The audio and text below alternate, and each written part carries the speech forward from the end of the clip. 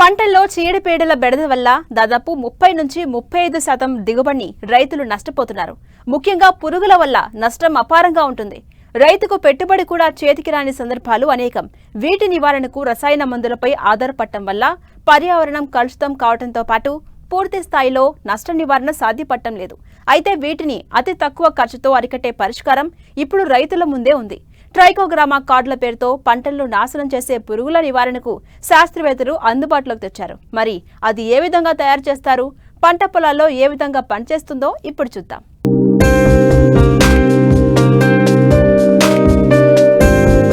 ఈ మధ్యకాలంలో సేంద్రియ వ్యవసాయం మీద రైతులకు ఆసక్తి పెరుగుతోంది. సస్య రక్షణలో పురుగు మందులకు ప్రత్యామ్నాయంగా జీవ నియంత్రణ సాధనాలు, జీవ రసాయనాల వాడకం వైపు మొగ్గు చూపుతున్నారు. అయితే ఎన్పివి వైరస్ ద్రావణం, వేప గింజల కషాయం, పొగాకు కషాయం, తూటికాడ కషాయం లాంటివి రైతు స్థాయిలో తయారు చేసుకుని పొలాల్లో వాడుతున్నారు. అయితే ట్రైకోగ్రామా గ్రుడ్డు పరాన్న జీవుల పెంపకం అంత సులువు కాదు. ఇది మార్కెట్లో కూడా అంతగా దొరకదు. అందుకే ప్రొఫెసర్ జయశంకర్ వ్యవసాయ యూనివర్సిటీ బయోలాజికల్ కంట్రోల్ వారు వీటిని పెంచి రైతులకు అందుబాటులో ఉంచుతున్నారు. ప్రధానంగా జీవ నియంత్రణ పద్ధతులు అంటే మనకు వివిధ పంటల్లో, వివిధ పొలాల్లో ఆశించి నష్టపరిచే పురుగులు, చీడపీడలపైన ప్రకృతిలో సహసిద్ధంగా ఆశించేటువంటి పరాన్నజీవులు, అలాగే బదనికలు, అలాగే వివిధ రకాలైనటువంటి శిలీంధ్రాలు, బ్యాక్టీరియా, వైరస్ సంబంధించిన జాతులను అభివృద్ధిపరిచి పంటలను నష్టపరిచే చీడపీడలపైన వినియోగించి తద్వారా తగ్గించడం జరుగుతుంది. ఈ విధానాలను, ఈ పద్ధతులను మనము జీవ నియంత్రణ పద్ధతుల కింద తీసుకుంటాము. మరి ముఖ్యంగా వ్యవసాయ రంగంలో వివిధ రకాల రసాయనాలు అంటే పెస్టిసైడ్స్ కానీ, ఇన్సెక్టిసైడ్స్ సిఫారసు చేసిన వాటికంటే మోతాదు ఎక్కువగా పిచికారీ చేయడము, లేదా విరివిగా పెస్టిసైడ్స్ను వివిధ పంటల్లో వాడడం తద్వారా ప్రకృతిలో కూడా సహసిద్ధంగా ఉన్నటువంటి మిత్ర పురుగులు, శత్రు పురుగులు కూడా దెబ్బతినడము, అట్లాగే వాతావరణ కాలుష్యం పెరగడము, తర్వాత వాతావరణ సమతుల్యత కూడా దెబ్బతినడము జరుగుతూ ఉంది. ఇందుకోసమని వ్యవసాయ రంగంలో ఈ జీవ నియంత్రణ పద్ధతులను చేపట్టి ఈ వివిధ పంటల్లో ఆశించు చీడపీడలను పురుగు మందులు వాడకుండా అరికట్టడానికి వీలవుతుంది. ఇందులో ముఖ్యంగా మా యొక్క బయోలాజికల్ కంట్రోల్ యూనిట్లో, అంటే ఇది అఖిల భారత సమన్వయ సమితి క్రింద ప్రొఫెసర్ జయశంకర్ తెలంగాణ వ్యవసాయ విశ్వవిద్యాలయంలో వ్యవసాయ పరిశోధన క్షేత్రంలో ఈ జీవ నియంత్రణ పద్ధతుల్లో భాగమైనటువంటి ఈ పరాన్నజీవుల వృద్ధి చేయడము, అలాగే ఈ బదనికలను కూడా అభివృద్ధి పరిచి రైతాంగానికి సప్లై చేయడం జరుగుతూ ఉంది. ఇందులో ముఖ్యంగా మేము మా యొక్క సంస్థ నుంచి 4-5 రకాల పరాన్నజీవులు ల్యాబొరేటరీ స్థాయిలో అభివృద్ధి పరిచి పంచడానికి అవకాశం ఉంటుంది. అందులో ట్రైకోగ్రామా జాతికి సంబంధించినటువంటి పరాన్నజీవులు, అట్లాగే బ్రెకాన్ హెబేటర్ లాంటి జాతికి సంబంధించినవి, అట్లాగే బ్రాకిమీరియాకి సంబంధించినటువంటి జాతికి సంబంధించినటువంటివి, అట్లాగే కిలోనిస్ బ్లాక్ బర్నీ, అట్లాగే క్రైసోపర్లా అనే బదనికలను కూడా ఇక్కడ అభివృద్ధి పరిచి రైతులకు ఇవ్వడానికి అవకాశం ఉంది. ఇందులో ముఖ్యంగా ఈ మా యొక్క జీవ నియంత్రణశాల నుంచి ముఖ్యంగా రైతులకు విరివిగా అందుబాటులో ఉన్నటువంటి పరాన్నజీవి ట్రైకోగ్రామా జాతికి సంబంధించినవి. వీటిలో దాదాపు మనకు 60 నుంచి 70 రకాలు ఉన్నాయి. అయితే మనకు ప్రధానంగా మన రాష్ట్రంలో వరి, పత్తి, మొక్కజొన్న ఇటువంటి పంటలు ఎక్కువగా ప్రధానంగా పండిస్తాం కాబట్టి వీటికి సంబంధించినటువంటి పురుగులకు సంబంధించినటువంటి పరాన్నజీవులను ఇక్కడ మేము అభివృద్ధి పరిచి ట్రైకో కార్డ్స్ రూపంలో రైతులకు అందజేయడం జరుగుతూ ఉంది. ఇందులో ట్రైకో కార్డ్స్లో trichogramma japonicum, trichogramma chilonis, trichogramma bactrae, trichogramma pretiosum లాంటి పీసీస్లను అభివృద్ధి పరిచి వాటిని కార్డు రూపంలో మేము రైతులకు అందజేయడం జరుగుతూ ఉంది. ప్రతి పురుగు జీవిత చరిత్ర గ్రుడ్డు దశ, గొంగళి పురుగు దశ, కోశస్థ దశ, దీనినే నిద్రావస్థ దశ అనంటారు. మరొకటి రెక్కల పురుగు దశ. ఇలా 4 దశలలో పూర్తవుతుంది. సహజ సిద్ధంగా ప్రతి దశ శత్రు పురుగులకు లోనవుతూ ఉంటుంది. చీడ పురుగు యొక్క గ్రుడ్ల మీద పరాన్నజీవుల దాడి వలన గొంగళి దశ రాకుండా నాశనమై అందులో నుండి పరాన్నజీవులు ఉత్పత్తి అవుతాయి. వీటిని గ్రుడ్డు పరాన్నజీవులుగా వ్యవహరిస్తారు. గ్రుడ్డు దశను నశింపజేసే పరాన్నజీవుల్లో ముఖ్యమైనది ట్రైకోగ్రామా గ్రుడ్డు పరాన్నజీవి. ఇది వివిధ రకాల పంటలలో పలు రకాల పురుగులపై గ్రుడ్డు దశలో ఆశించి వాటిని నాశనం చేస్తుంది. ట్రైకో కార్డులుగా వ్యవహరించబడే పరాన్న జీవులు ఆశించిన గ్రుడ్ల కార్డులను రైతు సోదరులు పంట పొలాలలో ఎకరాకు 4 చొప్పున ఆకు అడుగు భాగంలో అమర్చుకున్నట్లయితే ఆశించిన ఫలితాలు పొందవచ్చని సూచిస్తున్నారు శాస్త్రవేత్తలు. ఈ ట్రైకోగ్రామా కార్డులు తయారీ విధానము ఎలా అంటే, ఉదాహరణకు ట్రైకోగ్రామా జపానికం తీసుకుంటే వరిలో కాండందొలుచు పురుగుకు సంబంధించినటువంటి పరాన్నజీవి ఇది వరిలో ఆశించే కాండందొలుచు పురుగు యొక్క గుడ్లను తిని గుడ్లను నాశనం చేసి తద్వారా మనకు వరి పొలంలో కాండందొలుచు పురుగు యొక్క సంతతిని తగ్గించి తెగులు యొక్క ఉధృతిని తగ్గించగలుగుతుంది. ఈ ట్రైకోగ్రామా పరాన్నజీవి ముఖ్యంగా పురుగుల యొక్క పంట నష్టపరిచే పురుగుల యొక్క గుడ్లపైన ఆధారపడి జీవిస్తుంది కాబట్టి ఇది మా యొక్క ల్యాబ్లో బియ్యం పురుగు సంబంధించినటువంటి కార్సిరా సెఫలోనికా పురుగు యొక్క గుడ్లపైన ఈ ట్రైకోగ్రామా జపానికం కానీ ట్రైకోగ్రామా కిలోనిస్ కానీ ట్రైకోగ్రామా బ్యాక్టీరియా లాంటి పరాన్నజీవిని అభివృద్ధి పరిచి ఈ పరాన్నజీవి ఈ గుడ్లపైన అంటే ఈ బియ్యం పురుగు గుడ్లపైన ఓవిపోషన్ అంటే పెట్టిన తర్వాత ఈ గుడ్లను తీసి కార్డు రూపంలో 10x15 సెంటీమీటర్ల వెడల్పు గల కార్డు రూపంలో మేము ఈ గుడ్లన్నింటినీ పరిచి రైతులకు పొలంలో అమర్చుకోవడానికి ఇస్తాము.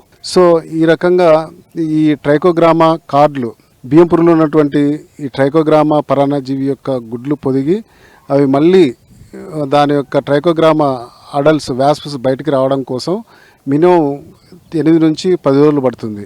ఈ 10 రోజుల లోపల ఈ గుడ్లు పెట్టిన 10 రోజుల లోపల రైతుకు మేము అందజేస్తాము. వరి రైతు అయితే వరి రైతు, లేకపోతే మొక్కజొన్న అయితే మొక్కజొన్న రైతుకైతే ట్రైకోగ్రామా కిలోనిస్ అని, అలాగే పత్తికి అయితే ట్రైకోగ్రామా బ్యాక్టీరియా అని, పత్తికి గులాబీ రంగు పురుగుకు, మొక్కజొన్నకైతే కత్తెర పురుగు లేదా కాండందొలుచు పురుగుకు, ఈ వరికైతే కాండందొలుచు పురుగు మరియు ఆకుముడత పురుగుకు మేము ఈ కార్డుల రూపంలో 10 రోజుల లోపల రైతు పొలానికి చేరేటట్లుగా అందజేస్తాము.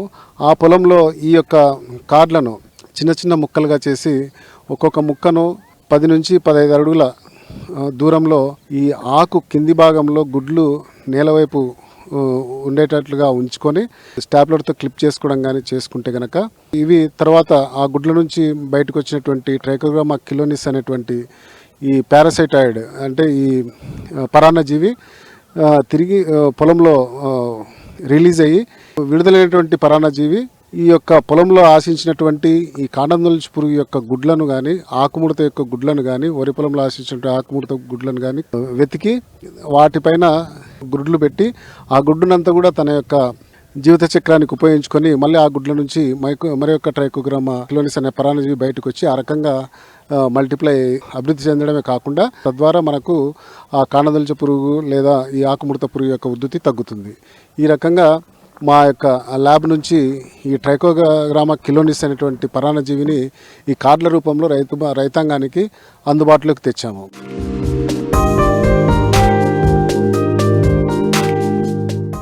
ప్రతిభ బయోటెక్ కోకోలి సమర్పించు మరియు సమర్పిస్తున్న వారు కోరమండల్ వారి గ్రోమర్ మట్టి మనిషి కార్యక్రమానికి తిరిగి స్వాగతం.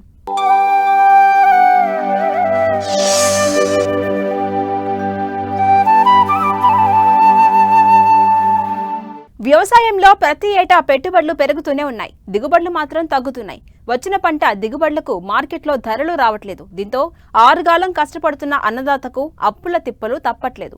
కాలానికి అనుగుణంగా పంటల సాగులో మార్పులు చేపడితే నష్టాల సేద్యాన్ని లాభాల వైపు నడిపించొచ్చని పలువురు రైతులు నిరూపిస్తున్నారు. ఈ కోవలోనే విజయనగరం జిల్లాకు చెందిన రైతులు వరిగట్లపై కూరగాయల పంటల సాగు చేస్తూ అదనపు ఆదాయాన్ని పొందుతున్నారు.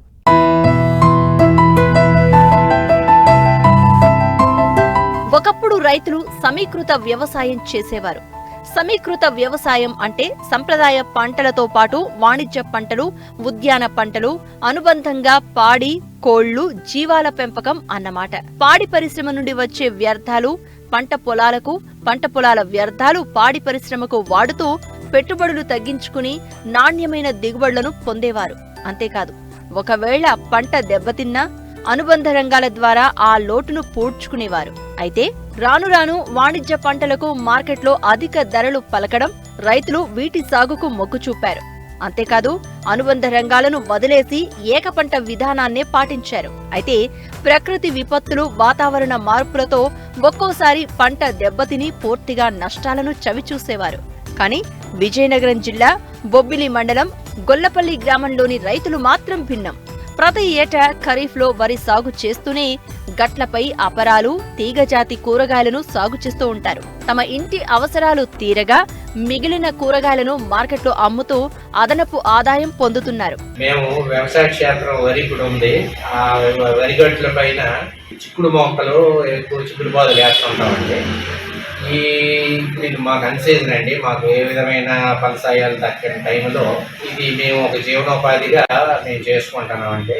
జీవనోపాధిగా ఇది పంట మాకు కొంతవరకు ఉపయోగపడుతుందండి.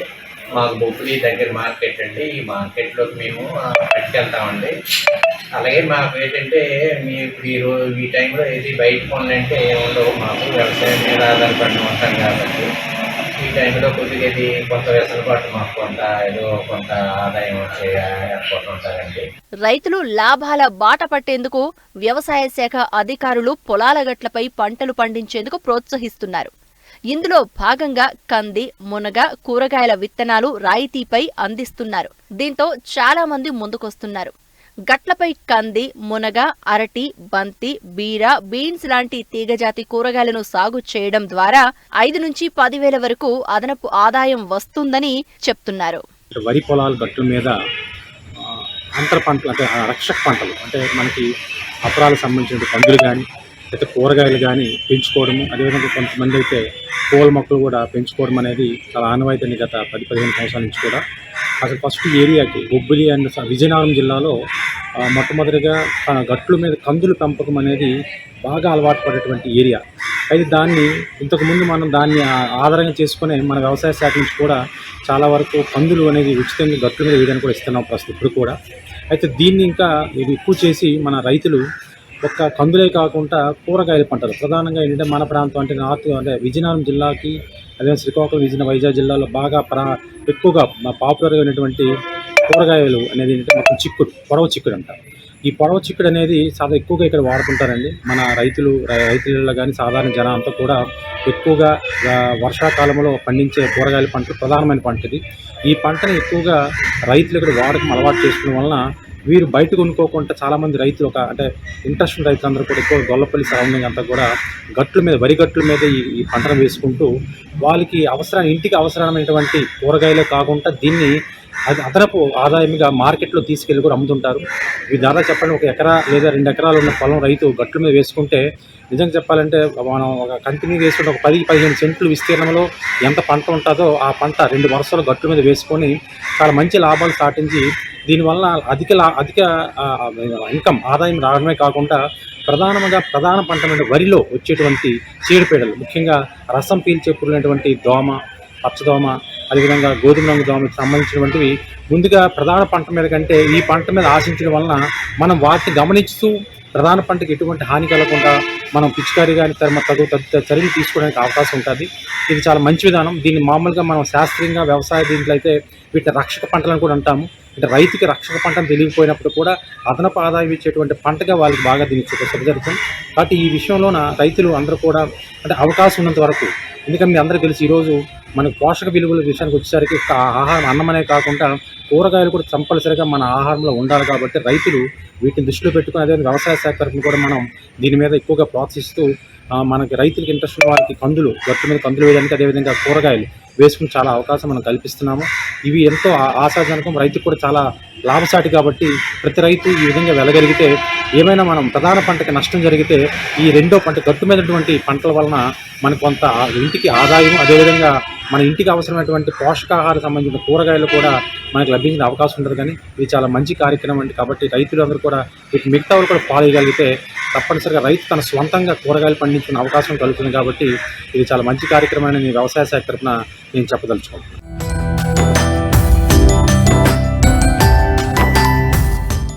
ఈ ఏడాది వర్షాలు ఆలస్యంగా కురిశాయి. కొన్ని చోట్ల వరి నాట్లు ఆలస్యమయ్యాయి. అందుకే వివిధ ప్రాంతాల్లో వివిధ దశల్లో వరి పైర్లు ఉన్నాయి. అయితే వరి సాగులో అధిక దిగుబడి సాధించాలంటే ప్రాంతానికి అనుగుణంగా సిఫారసు చేసిన ఎరువుల యాజమాన్యాన్ని రైతులు తప్పనిసరిగా పాటించాలి. మరిన్ని వివరాలను శాస్త్రవేత్త మాధవి ద్వారా తెలుసుకుందాం.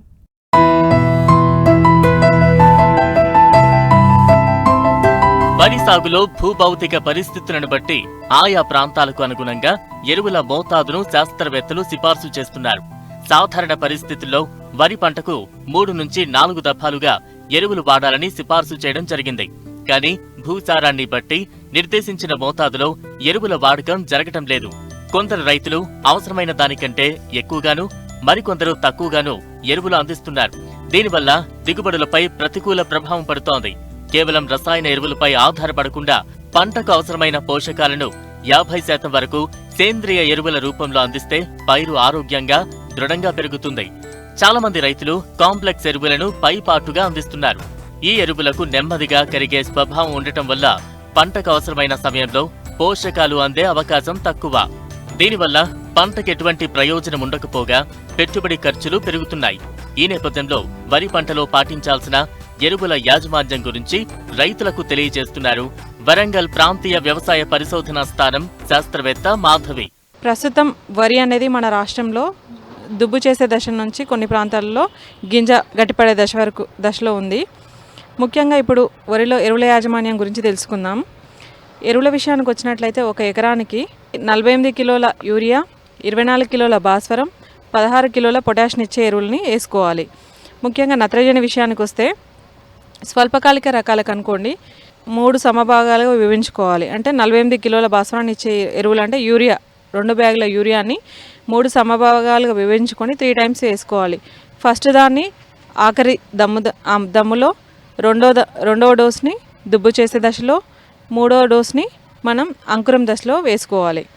అదే మధ్యకాలిక రకాలు, దీర్ఘకాలిక రకాలకు వచ్చినట్లయితే మనం 4 దఫాలుగా వేసుకోవాలి. 15 నుంచి 20 రోజుల గ్యాప్లో 4 సార్లు వేసుకోవాలి. ఈ వేపపూత కలిగిన యూరియాని వాడాలి. ఎందుకంటే వేపపూత కలిగిన యూరియాని వాడడం వల్ల అది స్లోగా యూరియా రిలీజ్ అవుతుంది. దీనివల్ల మనకి వినియోగ సామర్థ్యం అనేది 10% పెరుగుతుంది. యూరియాని ఎక్కువగా వేసుకోకూడదు. యూరియాని విచక్షణ రహితంగా వేసుకోవడం వల్ల పైరు అనేది అధికంగా పెరుగుతుంది. రోగాలు ఎక్కువ రావడానికి అవకాశం ఉంది. అంతేకాకుండా వర్షం ఎక్కువ పడినట్లయితే మనకి పైరు ఎక్కువగా పెరిగి కింద పడిపోవడానికి ఆస్కారం ఉంది. కాబట్టి సిఫారసు చేసిన మోతాదుని మాత్రమే వాడాలి. నెక్స్ట్ భాస్వరం విషయానికి వస్తే భాస్వరాన్ని ఎప్పుడైనా ఆఖరి దుక్కులో మాత్రమే వేసుకోవాలి. ఆఖరి దమ్ములో మాత్రమే వేసుకోవాలి. పైపాటిగా కాంప్లెక్స్ ఎరువులను అసలు వాడకూడదు. నెక్స్ట్ పొటాష్ని చిలక నేలల్లో అయితేనేమో 2 సార్లుగా వేసుకోవాలి మనం, ఆఖరి దమ్ములో మరియు అంకురం దశలో. అదే నల్లరేగడి నేలలో మాత్రం ఒకటేసారి ఆఖరి దమ్ములో సిఫారసు చేసిన మొత్తం పొటాష్ని వేసుకోవాల్సి ఉంటుంది. అదేవిధంగా మనకి ఎక్కువగా ఈ మధ్య కనిపించే లోపం జింక్ లోపం అనేది ఎక్కువ చూస్తున్నాం. జింక్ లోపం వచ్చినప్పుడు మనకి ముదురాకుల్లో 3 నుంచి 4 ముదురాకుల్లో మధ్య ఈన అనేది పాలిపోవడం అనేది గమనించడం జరుగుతుంది. ఈ లోపం అనేది మనకి ఎక్కువ ఉందనుకోండి, అప్పుడు మధ్య ఈనకి ఇరుపక్కల ఇటుక రంగు మచ్చలు లేదా తుప్పు రంగు మచ్చలు అనేవి ఏర్పడడం జరుగుతుంది. ఈ లోపం వల్ల మొక్క అనేది దుబ్బు చేయదు. ఈ లోపంలో దుబ్బు చేయకుండా ఆకులు అనేవి పెలుసుగా మారడం జరుగుతుంది. దీన్ని సవరించడానికి యూరియా వేసినా కూడా పైరు అనేది పచ్చబడదు. అందుకే ఈ జింక్ లోపం కనిపించినప్పుడు మనం జింక్ సల్ఫేట్ 2 గ్రాముల లీటర్ నీటికి కలుపుకొని 5 రోజుల వ్యవధిలో 3 సార్లు స్ప్రే చేసుకోవాలి. ముందుగానే ఈ లోపం రాకముందుగా నివారించుకోవడానికి ఏం చేయాలంటే వరి పండించే పొలాల్లో ప్రతి రబీ సీజన్లో ఆఖరి దమ్ములో 20 కిలోల జింక్ సల్ఫేట్ని వేసుకున్నట్లయితే ఈ లోపం అనేది రాదు. ఒకవేళ వచ్చినాక మనం స్ప్రే చేసుకోవాలనుకుంటే ఈ జింక్ సల్ఫేట్ 2 గ్రామ్స్ పర్ లీటర్కి స్ప్రే చేసుకోవాలి. అంతేకాకుండా మన రాష్ట్రంలో ఎక్కువ మెట్ట సాగు అనేది ఈ సంవత్సరం బాగా పెరిగింది. ఈ మెట్ట సాగులో మనకు ముఖ్యంగా వచ్చే లోపము ఐరన్ డెఫిషియన్సీ. ఈ ఐరన్ డెఫిషియన్సీ వచ్చినప్పుడు ఆకుల చివర్లు అనేవి తెలుపుగా మారుతాయి. ఈ ఐరన్ డెఫిషియన్సీని నివారణ కోసం మనం 5 గ్రాముల అన్నబేది మరియు 0.5 నుంచి 1 గ్రామ్ వరకు నిమ్మ ఉప్పుని కలిపి పిచికారీ చేసుకున్నట్లయితే ఈ ఐరన్ డెఫిషియన్సీని నివారించుకోవచ్చు.